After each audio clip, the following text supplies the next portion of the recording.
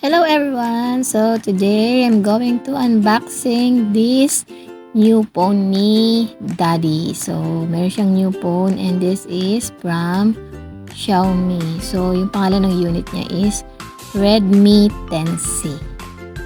So kasi yung dating binili ko sa kanya na phone na Realme ba yun? Oo, 7 parang 2 years ago pa yun. So sablay na yung camera. So, ito meron siyang new phone. So, actually, pag inano mo siya, mas maganda yung specs ng Realme yun. Kasi mas mahal yun. Dahil nung nabili ko yun 2 years ago, around 13. Yun yung original price niya eh. 13. Tapos parang sale lang siya. Nun sa Shopee ko lang in-order. Parang nasa 10K. Ganun lang siya.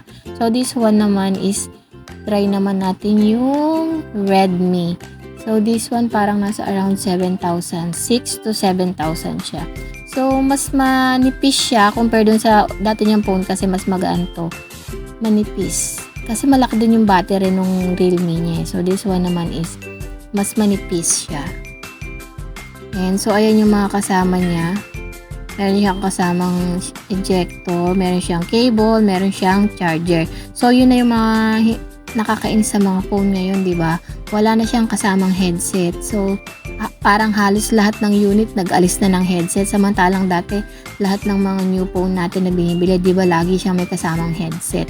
So, ngayon, actually, parang nag-start siya sa iPhone, di ba? Hindi na sila nagsama ng headset, di ba? So, ngayon, parang halos lahat wala na din talaga. So, ayan lang yung mga kasama niya sa box. Charger lang, saka yung cable. Then, wala din siyang kasamang free na case, diba?